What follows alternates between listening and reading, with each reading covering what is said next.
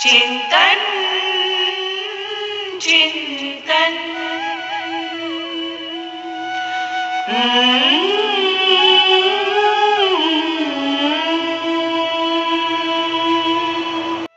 गुरु नानक देव का जन्म 15वीं सदी में 15 अप्रैल 1469 में उत्तरी पंजाब के तलवंडी गांव, जिसका अब नाम ननकाना साहिब है,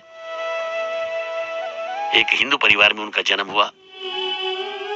उनके जन्म की प्रचलित तिथि कार्तिक पूर्णिमा ही मानी जाती है।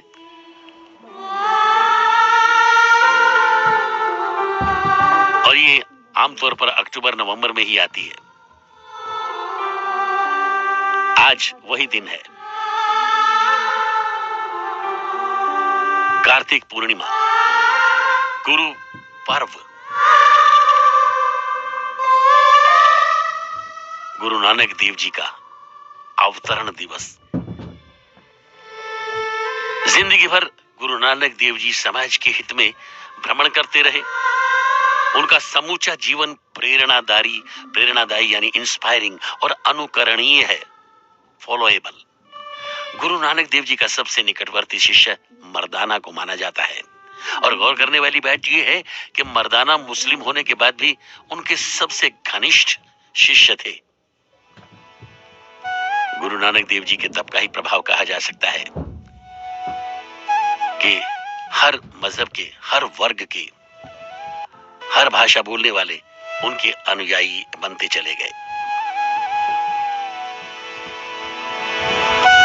उन्होंने अपना संपूर्ण जीवन अपने गुरु और उनके अनुयायियों की सेवा में लगाया। उनका नाम है भक्त लहना। जो उनकी सेवा करते थे वो गुरु नानक देव जी के भजन सुनकर के उनके अनुयायी बने थे।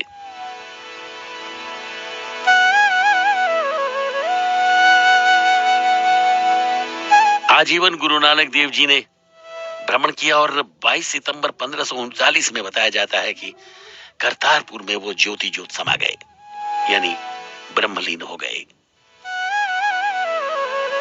उनके जीवन की एक घटना जो भेजी है सरला कक्कड़ जी ने, कि जब भ्रमण करते थे, यानी एक प्रदेश से दूसरे प्रदेश में गुरु नानक देव घूमते हुए सत्संग का, सादगी का और आपसी भाईचारे का प्रचार करते हुए एक गांव में गए, तो गांव के लोगों ने बड़ा उनका स्वागत सत्कार किया, सेवा की। गुरु नानक देव जी ने वहां अपना प्रवचन किया और लंगर प्रसाद का सेवन करके जब वो गांव से निकलने लगे तो जाते जाते गांव वालों को कहा कि तुम उजड़ जाओ। गुरु नानक देव जी के साथ चल रहे उनके जो फॉलोवर्स थे सोचने लगी ये कैसा आशीर्वाद दे रहे हैं, बिखर जाओ, निकल जाओ गांव से। अगले गांव जब पहुंचे तो वहां के गांव वाले बड़े ही खराब प्रवृत्ति के थे। उन्होंने तो गांव के बाहर ही चीखना चिल्लाना शुरू करके पत्थर फेंकने शुरू कर दिए। वे गुरु नानक देव जी को गांव में आने ही नहीं देना चाहते थे। गुरु नानक देव जी ने उन्हें आशीर्वाद दिया, बसे रहो, जमे रहो। गांव में ऐसे व्यवहार को देखकर और गुरु नानक देव जी के मुखारविंद से आशीर्वचन सुनकर उनके अनुयायी फिर चिंतित हो गए। गुरुदेव, ये कैसा व्यवहार है आपका? जिन्होंने हमारी सेवा की, जिन्होंने आपको सर माथे पर बिठाया, उन्हें तो आप कह करके आए हैं कि उजड़ जाओ, बिखर जाओ, और जो हमारा अपमान कर रहे हैं उन्हें आप कहते हैं बसे रहो। संतों की लीला को, उनके व्यवहार को आम आदमी इतनी आसानी से नहीं समझ पाता है। तब गुरु नानक देव जी ने समझाया, चिंतन चिंतन। इन सब के पीछे उद्देश्य चिंतन ही है। भाई, जो अच्छे लोग हैं उजड़ जाएंगे तो जहां जाएंगे वहां अच्छाई फैलाएंगे,